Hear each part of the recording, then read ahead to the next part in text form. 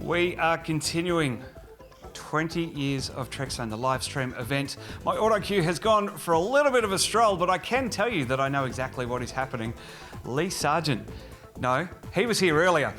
It's Larry Nemecek, the other L name. Looking forward to all of this coming up. Let's roll the opener, Michael, because Larry Nemecek is standing by. This is a Trekzone conversation. I had this whole spiel written out to talk about Strange New Worlds. But anyway, let's get into the boxes. Let's welcome our third guest for Trekzone's live stream event. Larry Nemecek is here. Larry, welcome. Hey, Matt, thank you. What do you mean another L name? You know, I heard all that. Well, we had Lee Sargent before. He's our talking Trek guy. Mm-hmm. You're our other talking Trek guy. And an awesome guy, yes. And an awesome guy, absolutely. As I said to Doug, you know, you're contractually obligated to appear at least twice a year. Yeah, I was looking around for that contract when I heard that, and somehow it's gotten away from me. Your people should let my people know what's going on with that. But no, hey, listen, I want to say happy 20 years. I am on the road here. I'm in borrowed quarters, but I'm with you and with the audience today, and just wishing you a happy 20, although I don't think we were hooked up for the first 10 of that or so, maybe 10 or 12. But anyway, I didn't realize it was that long. I mean, obviously before the podcast boom, you were under your shingle doing Trek work. So congrats. Thank you very much. Under the corrugated iron roof of the Australian outback, as it might be. Podcasting started 2013. I believe November 2013 was actually our first chat. Doug was a satellite guest at that time, still using that LA studio, and you drop in Culver City for me. Did that a few times, and then Zoom and Skype kind of became the big norm. And here we are again. Yeah, here we are. And so much discussion as well over that time. We managed to keep talking during our fallow time, as you call it. And then Discovery came along and we had all the scoops there. And then Anson Mount rocked up in season 2, and, you know, Strange New Worlds came from that, Picard and Prodigy and Lower Decks and Legacy potentially as well if we get through this writer's strike. How are you kind of feeling? Well, we're here. Are we just diving in here on current topics? Because I was just reading something in the last 24 hours. I've been curious to know, the strike update is that the writers are still on strike. They had months of negotiation before their contract expired, the way any labor situation would work. They did not reach a contract, so they had a strike authorization, which was overwhelming when they got to their deadline, and they had not been active. The talks went cold, so they know that when they hit their deadline, they'd go on strike. The actors and directors were a month behind. The directors talked, and there was thought maybe that there'd be a triple whammy strike going on, but the directors did settle, and the producers talked to the directors about some of the issues that they refused to talk to the writers about, which pissed off the writers, the WGA. But the DGA, their team signed off. Then they had their election, and they signed off without going to a strike. They had their election. It passed. About half of the membership voted, about 78%, I think, about a week ago. So the directors have settled, although there was some griping about maybe they settled too soon. And at the same time, the actors, the SAG-AFTRA actors were in this, and they're, the unions are different size and tone. The actors are the biggest one. They're the cats of the cats to be herded of this mess. Then the writers are small group, and then the directors are kind of the smallest as a union. But and it's directors, assistant directors. I didn't know until I was reading it. The unit production managers. There's several levels, but the actors hit the June 30th deadline, and they agreed to continue talking. So that raised flags that maybe they would settle if they just needed some, earnest, and they, earnest talk. But they set that for July 12th. And in the last few days, and I read an actual published article where they're saying that it was not going to happen. That the thinking is now that they've got a couple of more days until the 12th here, but that nothing's going to come of it, that they're miles apart on some of the issues, and that it's looking more and more like we will have an actors strike. And the actors pre-voted an authorized strike if they didn't reach a settlement by the deadline or the extended deadline. And they were just about as decisive. So, so we could have an actor, and and if the actors and the writers are out on strike, it doesn't matter what the directors voted. There's no shooting going on. Yeah. So this They've is got no one to interesting. And then direct. in it globally, we've seen some of the foreign guilds. I know the UK writers voted in solidarity with the WGA and said, "Don't you, no American producers, don't you dare come to England looking for English writers to, basically be scabs and write." And I did see where there was a report, I think in South Korea, where some of the American producers had approached South Korean writers to maybe do some writing in lieu of striking writers. And that blew up into a, thing. So anyway, that's where we are. And then when we bring it back to Star Trek, we know that for the moment anyway, none of this will affect anything until next year. That they've stopped the third season working on Strange New Worlds was partway through the year. That would resume later, but that wasn't going to be aired. We weren't going to see that until middle of next year, spring or whatever next year. And then Strange New Starfleet Academy wasn't going to debut until 2025. So this might push some of that under a little bit more stress, but that they weren't going to be shooting anyway until next year. And the Section 31 movie, or maybe a pilot movie, was set. It's been written, so they couldn't do any rewrites they couldn't do any rewrites as they shot, but it's been written. And I understand they're building sets for both of those series. Discovery's done, and they're already, they were already using cannibalizing spaces of Discovery for Strange New Worlds this season, much less something further down the line. So, and the two animated, well, I say the two animated shows, we don't know what's going with Prodigy. Hopefully it'll find a new room and a space for season 2, and then get a new season 3. But either way, it and Lower Decks, sadly, are not part of the SAG. Their writers are not SAG members. They're part of the animation group, which is the stepchild unit that no one likes being that way, but that grew out of history and the history of animation in America, being looked at as second-class writing, even though that's a thing that no one wants to have anymore, and they're trying to reverse that. But meanwhile, everybody's in solidarity, and even the IATSE, like art crews and grips and lights and all the art directors and all that, and the Teamsters, who are the drivers who have contracts with the Hollywoods, they're settled. They're not at risk of any labor action like the Animation Guild, but they're all fully in support of what's going on. And that was a long ramble to set up everything. But somewhere between the streaming revolution and the lack of transparency compared to what we used to have, and then the whole AI question. And that's what's the existential, 300-pound monster gorilla in the room. That's a horrible bunch of metaphor. Anyway, that's here, but that's the latest, is that I just saw where it looks like the actors will not settle, and we might have a double whammy strike. Yeah, it's going to be very interesting. I know I haven't heard too much from an Australian perspective, but we're obviously a very strong union-based country as well. Mm-hmm. So producers aren't going to be coming here looking for strike busters, because it's at least in your entertainment industry, I'd say maybe. Yeah, exactly. And I think the other thing, possibly, and it really looks like America's going to head down the path of where Australian television sort of is, with a lot of unscripted reality shows filling the airtime.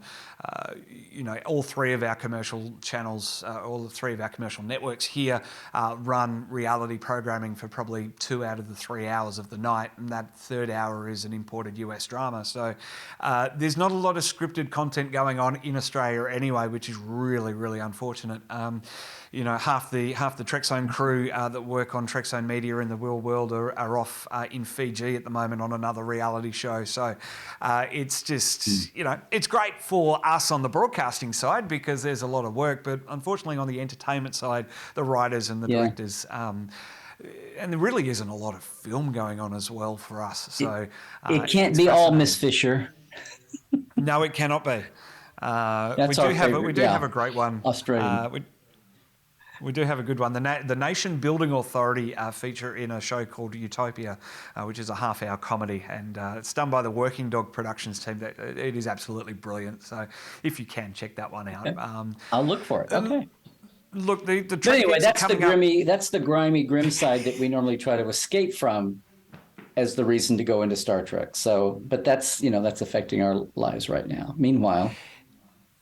And things like this Prodigy cancellation in the stateside dance of the tax evasion, the same thing that befell the Batgirl movie, Yeah. um, with Prodigy and all that. So Cadet Alice is really disappointed, but we're hoping that they land. And I've gotten to know, ironically, the strike and the Star Trek day of the strike has allowed me to get closer to some of the guys who kept their heads down while their shows were in production or even alive. Like Picard's done, Discovery is done. Some of those writers have gone on to some other shows, but as far as past work, they're out and available. And of course, everyone's walking a picket line, and they're not to say bored, but they're trying to look for. Anyway, it's been a great time to actually get to know, some of these writers and some of the producers. And now Prodigy is in its hiatus time. But anyway, it's been good to get to know some of them, and through some of my platforms. I've even had a couple of the writers live on Trekland Tuesdays Live. Bill Wolkoff from Strange New Worlds was on with me once, and Aaron Welke and I talked for a long time, and he kind of educated me on the situation with modern animation and all that. So, the silver lining of a little bit of this is that a lot of these writers, and I think there were 47 million writers over the 5 seasons of Discovery, but it's been the silver lining here is they've been able to talk to their public, and the public's been able to talk to them a little more, and we've been able to help. Aside from explaining the issues, we've been able to just get to know, and it's awkward with these extended seasons when they write something one year and then it's filmed the next year. And I'm roughly estimating here. And then the next year is when the audience sees it. And so by the time they're talking about promoting their episode for a season, these little 10 episode seasons, they wrote it a year and a half ago, and then it was filmed a year ago. So they're all having to stretch their memory. But they're in the awkward place of being on the picket line, even as for the case of Picard, and especially for the Strange New Worlds. They're talking about their shows or watching them debut while they're feeling in a kind of a muted mood from being on strike. So it's not the best time to be all gung. I mean, they love their show and they're very passionate and proud of what the work they've done, but they don't exactly feel like, feeding the network promotion machine. So they do it kind of individually on their own. Anyway, it's a strange time, but good stuff. It's a strange new world. Strange new world. Yeah. And the Trek Geeks are up next at the top of the hour. We're going to dive into all of that news as well, especially Prodigy. But it is such a hot button issue at the moment. I was actually talking to Aaron in some DMs the other day. I was hoping to get him on the show, but obviously with everything going on the way that it is, I don't want to spoil any chances, especially in a live stream. Not that he would, but don't. And he has a new young little daughter that's keeping him busy. Well, that too as well, of course. Yeah. And for some reason, she is worth far more of his time than I am, and I probably would agree with that. Just to be clear. I hope so. Absolutely. Look, Prodigy it's a really interesting one, and where our promo on this was going to be, we were going to talk about Strange New Worlds, and we'll get there. We've got plenty of time, but. Yeah, I think it's worth, with you on the show, chatting about what's happening in our fandom at the moment. And Prodigy, from all accounts, season 2 was done pretty much. So striking it not just from the platform, but also getting rid of season 1 as well. And I didn't realise that the second half of season 1 wasn't quite everywhere yet. Well, it was the second half of season 1. Well, I don't know if you're talking about the global channels. And as they had this horrible rollout of Paramount Plus vis-a-vis the current deals. Like so many of them in Europe were mad because Discovery was promoted and 3 days later yanked because one arm of Paramount didn't talk to the other arm, and they wanted to have it all on Paramount Plus, but Paramount Plus wasn't ready, which was insane. So the rest of the world was going to have it debuted, and people were supposed to stay off their socials for 9 months, which was ridiculous. So then they found the compromise of putting it on the Pluto channel with commercials, which Paramount owns. But anyway, it hasn't exactly been, just the smoothest. I mean, they just remarried CBS and Paramount. The remarriage happened, and they remerged, which was good. But oh my God, it was such a bumpy road. And I think it affects everything from the toys we see all the way to why there's no live action, fourth movie. So it's amazing. I keep telling people they're pulling their hair out, scratching their head. Why why are they making, shooting themselves in the foot over the handling of some of the properties? Why do you why do you take off the, they technically canceled 4 series on the streamer, only one of which was a Star Trek Prodigy, and they probably looked at that as the least of all the Star Treks. I don't know, but they had live actions, and the whole thing was about tax savings. It's an issue of Warner Brothers not releasing Batgirl when it was ready to go, and supposedly to honor their tax saving and not renege on the tax promise, stick it in the vault and never show it, which is insane. At some point, even if it's 100 years down the line, they will pull it out to show it. But the Prodigy situation and the other 3 series, someone mentioned them and I keep forgetting they've had probably not the attention that Prodigy had, even though it's just little Prodigy because it's part of the Star Trek family.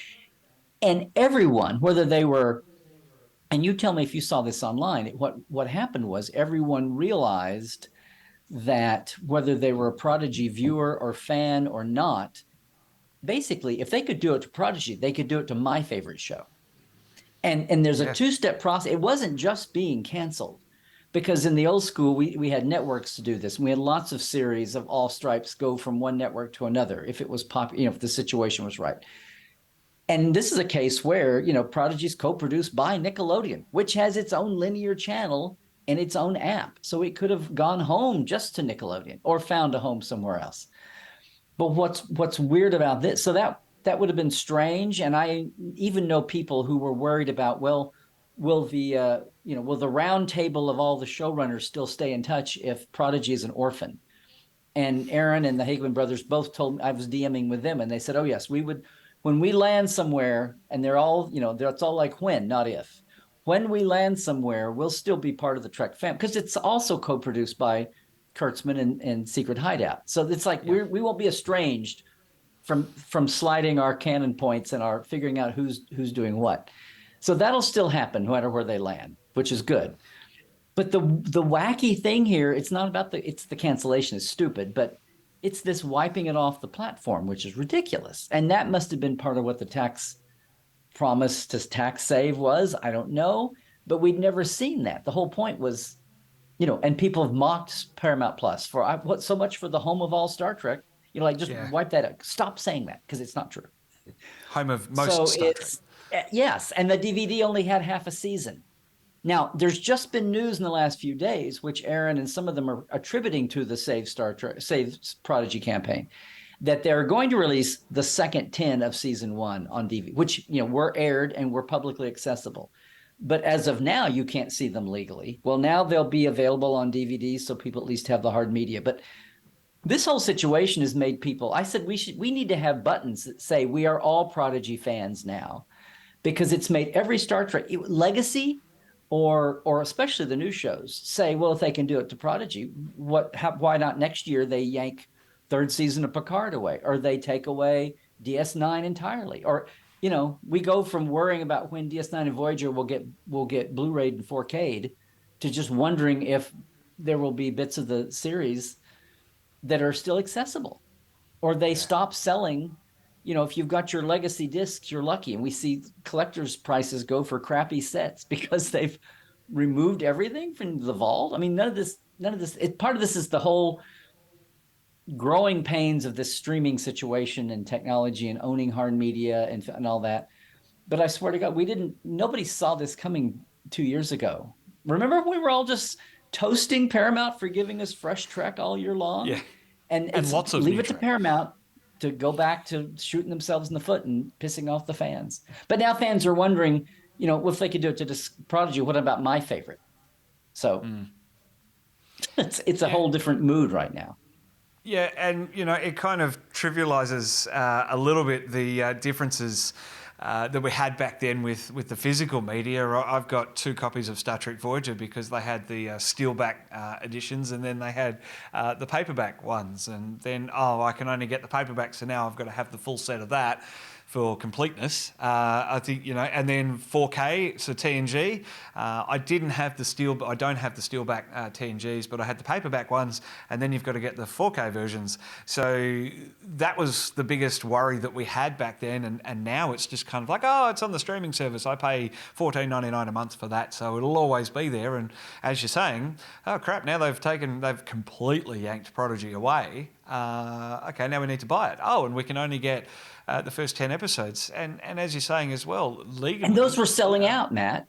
Those were selling out around the world. Yeah. And legally you can only watch the first 10 episodes. And now we're getting 11 to 20. Paramount, as you said, Paramount shooting itself in the foot. And it just really, I think what I see online with a lot of people that are absolutely panning Paramount, and rightfully so, is that I think somewhere along the way, sometimes some of them forget that it's a business and Star Trek isn't the only thing that they live and breathe. And most of these decisions are made by accountants who are looking at spreadsheets. Mm-hmm. Right. And see, what we were talking about too is we're still dealing with the effects. I may have mentioned it. We're still dealing with it. It feels like it's been 2 years maybe now, but the remarriage, they were apart for 15 years, and there are still people figuring out, not just about different turfs overlapping and figuring out whose department is going to stay and who's is going to be let go, like on the CBS side or the Viacom Paramount side, different, every accounting and promotion and license. That's just part of it. But part of it is when you've had this much turnover, I mean, we know, look, I just think of the arms of Paramount that I deal with.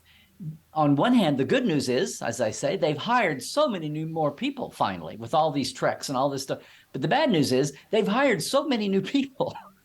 And there's a lot, people who just come to Star Trek, and it should just be on the business side. It should just be a job. But where we benefit from when there are fans in key places all through the corporation, or at least people that have relationships with everything from, the media, the fan media, the licensees, the people in media who are the key, the big outlets, people who run events, just all the different kind of licensees, and the people who aren't licensees, or like who used to be like Creation or like Destination. I mean, or independents around the world, everything up and down the line. Well, when you brought so many people and they don't know each other, much less all these people who are part of the Star Trek world. And it's a lot like the Queen and her prime ministers that way. I mean, a lot of us have been here for years. They're the ones who come and go. And there are times when, and this has happened over the years, and the last big one was when we had the divorce and we lost so many people. And suddenly there were a handful of people who were new, who didn't know each other, much less who was left standing among licensees and media, much less the whole tenor of what Star Trek fandom was like and how it was different than Star Wars or Marvel or, as we know, as any vendor at a Comic-Con who deals with several franchises will tell you, the Star Trek fans are the nicest fandom, which excuse me, you may be forgiven for thinking that with some of the online crap. But by and large, the armchair fans, the convention-going fandom is a different tone to it than a lot of the other fandoms. But people who, if they come from pop culture in a corporate side, or maybe they don't come from pop culture at all, they have no idea about that, and they don't have any sense of who they're dealing with, and they just come at it with a very neutral perspective on making business decisions. And that, they're human. Nobody's coming in as evil, but there's just this learning curve. So it's almost like the price you pay for growing, as we had the first few years of CBS All Access / Paramount, when they were adding treks all the time and things were growing and there were growing pains and they needed more people. There was that growth pang. And then now it's just amazing. It's those days when things were steady, like in the 90s, when the fandom and the corporate side knew each other and there was a lot of stability, the old days before the merger or the separation. And then even after we got used to the separation, we had a little bit of the fallow years and the first year or two of Discovery. But anytime there's a major disruption, Star Trek means so many things to so many people, both with money attached and just as an armchair follower, that all of that affects everything from the top to the bottom.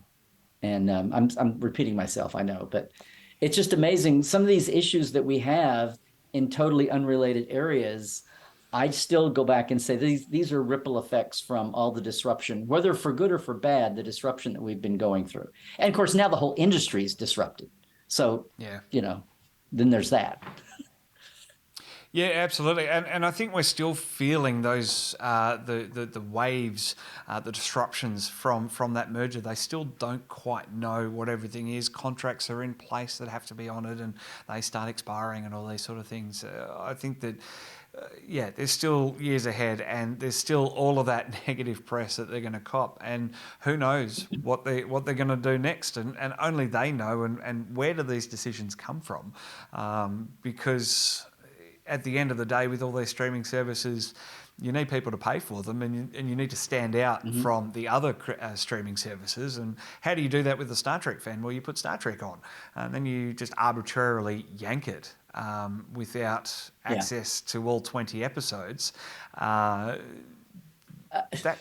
Yeah. you don't want to promote piracy, here's the best but you're promoting example, piracy. I think. And I got this confirmed. I mean, here's the best example, the remerger, the remarriage, and the ripple effects of people not know. You remember how the Starship was landing? Yes. A year ago, we had that wonderful marketing campaign that I'm sure, and I kind of got this confirmed, that a think tank sitting around a table just thought that was the greatest thing since sliced Bajoran bread or something. And we all mocked it and ridiculed it. We were all waiting for the DS9 is landing or something. And it was kind of just quietly taken away after about a week of being, laughed at solidly online. Well, that's the kind of thing that comes out when you have even earnest people who don't know what they're doing, don't know what they're dealing with. Anyway, I laugh at that because that's something we all still laugh about. And I'm waiting for the day when all the fill in the blank is landing is going to be like, it'll be like the Spock helmet of this era. Yes. It'll be really ridiculed at the time, but then 20 years from now, people will say, "Oh, I have a the DS9 is landing, sticker. I have a DS." Anyway. Well, Larry, in our last quarter of our chat, let's dive into Strange New World Season 2. That's probably the positivity coming out of our fandom at the moment, putting aside everything else. But we're up to episode 4. We've kind of got these character stories happening. We've seen everyone come along, and we didn't see Anson at the beginning, but I think that was explained away by having a real-life child. Mm-hmm. Seems to be a Star Trek baby boom happening, so yay. Yeah. But yeah, that's right. I'm amazed. It feels like we're back. In some ways, the Picard season 3 kind of took us out of the standard mold, and even to the point where Strange New Worlds season 2, or I'm sorry, season 1, the debut season, was like this. Oh my God, what happened to the crisis of the week? People were so in love with the cast, the characters, and a return to the more or less standalone stories, and each story having a different tone. We had comedy, we had horror, we had fantasy, we had mysteries, and even when there were like, oh really, these are Gorn? Well, I retconned that pretty quickly and was able to explain that, and I still haven't had a good chat with Davey Perez, but I have it in my head what I think they're doing and where to go, and they're accessible, and you'd see them being interviewed a lot and talking about the thought process and things, and for Strange New Worlds. But then I was watching Picard unroll, and and that bar went up here, and I've been thinking this whole time, ever since the debut of the Star Trek Legacy campaign and all that, I was really praying and hoping that we wouldn't have the clash of the fandoms here, because I didn't want this Toronto, LA, or this East Coast, West Coast, unintended rival. Like, the fans get so froth-mouthed about both of them that, or it becomes a competition. It's like, no, there's room for both. Well, now with the industry retrenching, there may not be room for both all at once. And Section 31 might be a movie, but they might be looking at it as a movie that actually might be a backdoor, a pilot to a series, just probably without Michelle Yeoh because she's so in demand past the pilot. So I was really, it was almost like a curse that Picard was so good and the tsunami of love for it, because I was wondering, that tsunami of love that we saw for the first time with Strange News premiere. So that's kind of resettled now. I don't think we came to a civil war over that, but you know, what's interesting to watch Strange New is Strange New Worlds. And I told you, I have a hard time saying all three names, so I just call it Strange New all the time. But it's been interesting. Aside from the whole Anson thing and a few other issues, like they mentioned this last year and it was in the pilot, but they've really retconned the eugenics wars to be 40 years down the line and kick that can down the road just for sanity's sake. And that's something they're going to deal with a little bit too. But the different tones of shows. They have a courtroom drama. We've got a time travel, more of a time anomaly than a time travel. I mean, they're back in time. But this last week we had not so much a horror thriller, but a kind of like a Twilight Zone kind of a study. Yeah. And they're back to showcasing how they can do different tones and still have some running threads of running arcs, but it's character arcs, not story arcs. So we're not anywhere near to a serialized season the way Discovery and even Picard had.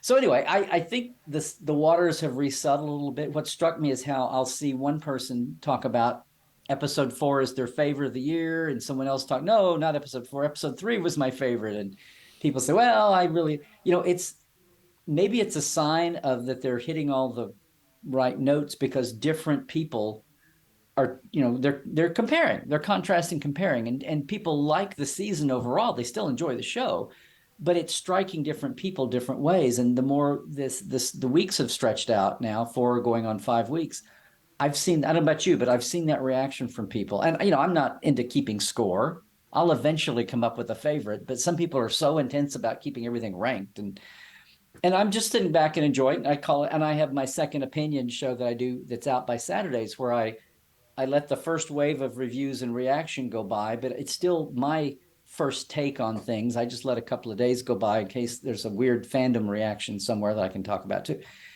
And I've been enjoying all of them for different reasons. And we hadn't even got to the Lower Decks crossover show yet, which is going to be number 7. So anyway, I'm enjoying it, and I've seen people saying, well, these are good shows, but boy, it's sure not as good as their first year. And I'm like, really? You're going to say that after 4 episodes? Really? So, that's what gets me is after this is done, we'll probably have Lower Decks. Prodigy's been yanked. So now it will be, they bumped Discovery to celebrate the 5th season a little more since it's the last.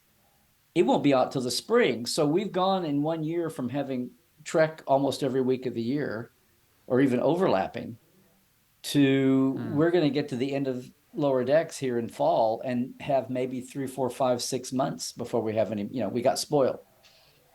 But for right now, we're enjoying Strange New Worlds. And I think people are remembering what they enjoyed about it. Don't you think? Yeah. Yeah, absolutely. And focusing on these characters, I remember we've talked about this as well. And Lee and I chatted on Talk and Trek with Discovery that we didn't know the bridge crew for a good couple of seasons. In fact, it was guest captain Pike coming in and going around the bridge for me to actually go, oh, that's that character's name. Oh, that's that character's name. Here in Strange New Worlds, we're hitting it off the bat and we are caring about these characters so much. Most recently, episode 3 with time travel, and we've got La'am, and we're really rooting for her in the end. And it was fun to watch, having the press screeners in advance, so knowing what episode 3 was going to be, and just watching all that fan reaction to those first photos with Paul Wesley back as Kirk, and obviously the whole reason that they had to reveal who he was back before the series even began. And how's this going to work? This is never going to work. Chatting with you and working out, well, it actually does work, because at this time he's over here and he's doing this, and we don't necessarily know too much. Do we need to be here? That's a question for a whole other topic, but, in this time of the timeline. But we are here with Strange New Worlds, and we are going to see the real Captain Kirk. Will the real Captain Kirk please stand up? We've seen 2 versions of him, and we'll eventually see that prime version very, very soon. Right. Both of these versions of Kirk have been alternate universe, and again, it's younger.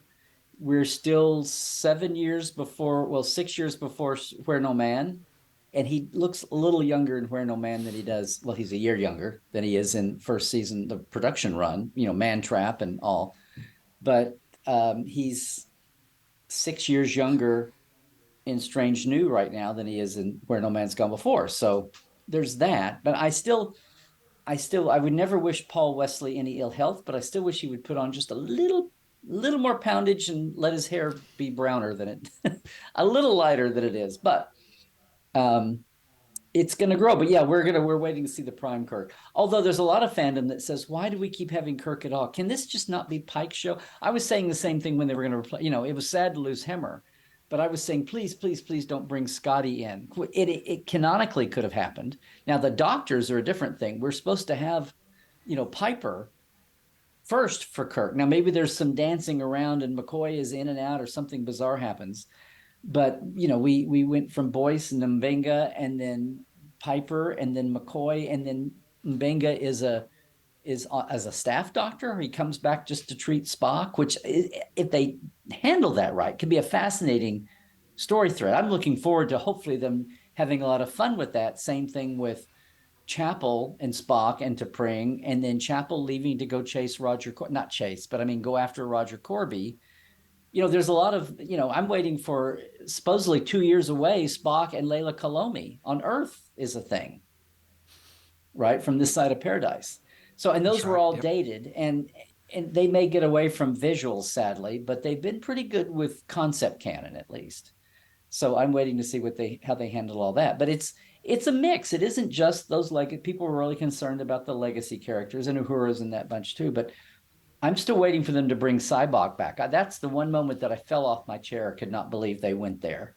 And of course, all they did was show a guy from the back with a beard who was a Vulcan, misfit in a prison. And I'm like, I can't believe they're doing this.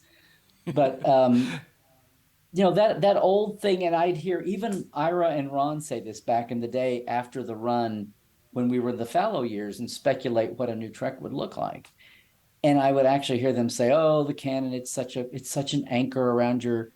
And I'm like, "Really, Ira, Ron, you guys are saying this? You're saying that, it's like, look at the novelist. The novelist had no problems. It's like, canon can be your friend. Canon is not scary. It's all these toys to play with, and there's still plenty of places to go where you don't have to. It's you people hanging around the edges of what's known that feel shackled. Go to the time eras. I don't mean centuries. I mean, go in between Kirk and Picard, go in between Archer and Kirk, and go to some pick a theme of what's happening in history and go there. And canon is going to only obliquely affect you. So anyway, we now have writers working on all the modern shows, increasingly so, and probably Terry is the apex of that on Picard, that have no problem, figuring that out. And I've talked to Henry Alonso Myers a little bit on Strange New Worlds and Bill Wolkoff a little bit, thanks to the strike. And, they know what's going on. Part of the problem may just be that they're kind of in a big committee. And about the time you think who's the top dog to make the decisions, there might be a corporate top dog on top of them that's talking about spending money or what they can do and not. Just like Terry wanted to have, Kate give the captain's bars to Jarrett, to 7 to 9, or they wanted to have Kira come in and beam Ro off at the last minute before, instead of just dying. So and we can still play with those, if they ever get Star Trek Legacy back, they can still play with those things. And, Terry said that. So I don't know, I'm rambling here, but, what I love is chatting with Jess Bush last year when she came out for a convention. Of course, Nurse Chapel, Jess Bush, homegirl, and homegirl here in Brizzy as well. That they actually have, as part of the staff on set, is a canon officer, for lack of a better word, who's actually sitting there.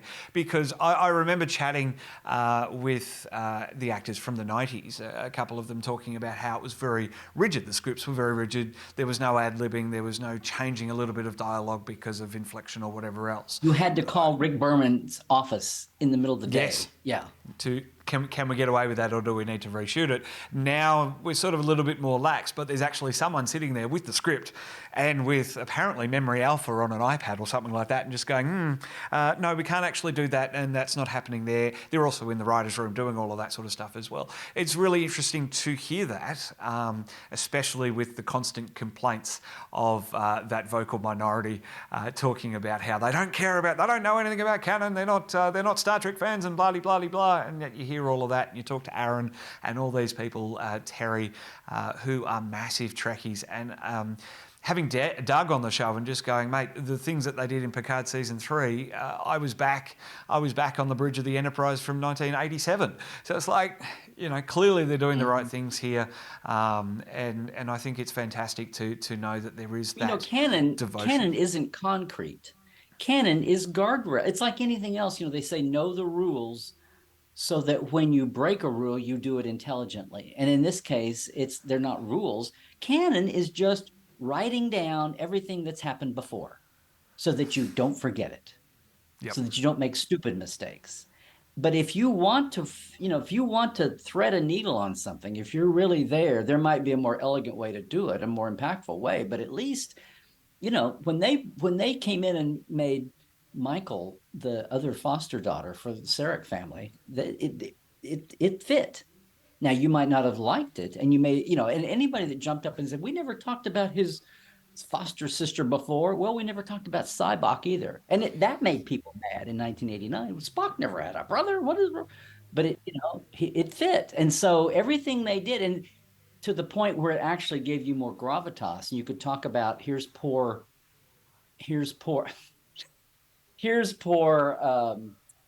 Sarek, who we think is this pinnacle of Vulcanness, but instead he's tried to manipulate his 2 kids through the Vulcan Science Academy, and the one that he wanted to do walked away, and the one that he didn't care about was turned away, and he winds up with nothing.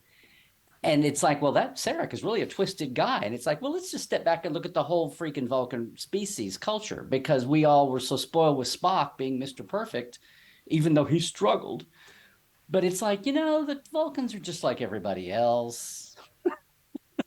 And they, and some of the stuff we yelled about with Enterprise, you step back. I mean, some of it, Manny did fix in the 4th season, but he fixed it he retconned. Oh, the Romulans are interfering. Oh, that's why. Okay. But this thing about, we have to have canon. People say, oh, forget canon. So no, you have to know what happened. You have to know your history to go forward. But that doesn't mean that you're not going to find new ways to, overlay texture.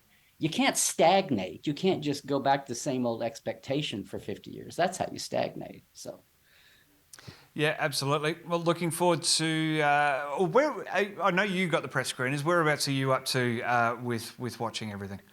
I have, the last couple of weeks we've been traveling so much, it's been insane. I'm really like on the week, and guys that edit my second opinion are yelling, can you please do one a week ahead of time? It's like, I'm trying. So no, and all the people out there that want to shoot me for having me not watching, but it keeps it a little fresh. I don't want to get too far ahead. I want to kind of be in sync, Yeah, we watched the first 6 here in the Trekzone family, and now I'm just kind of sitting there just going, of course I did. But, now I'm sitting there going, hurry up, week 6, because we need to get back into it. And of course they finished it. For us what's Trekkies, fun has been watching all 20 of season 2 of Prodigy. Yes. No, I'm kidding. I'm not.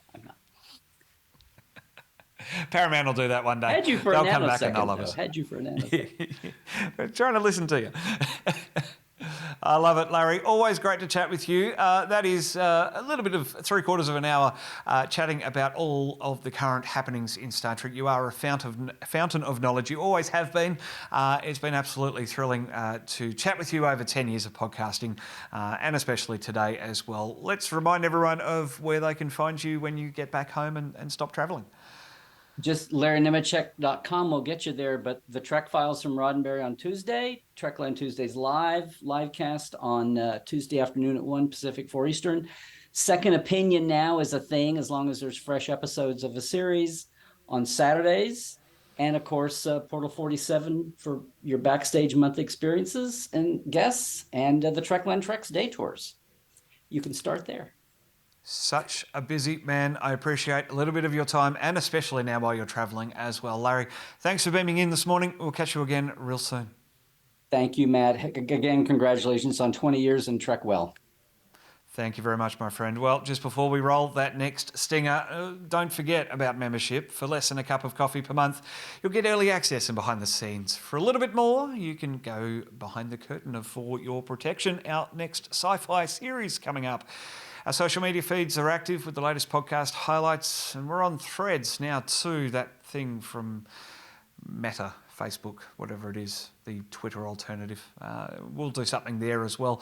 All of these live shows will be available throughout this week, and we'll have those podcast highlights as well, so you'll never miss a moment. Find Trekzone Media across social media. Like, follow and subscribe. This has been another part of our celebrating 20 years of Trekzone live stream. Stand by, another one right after this.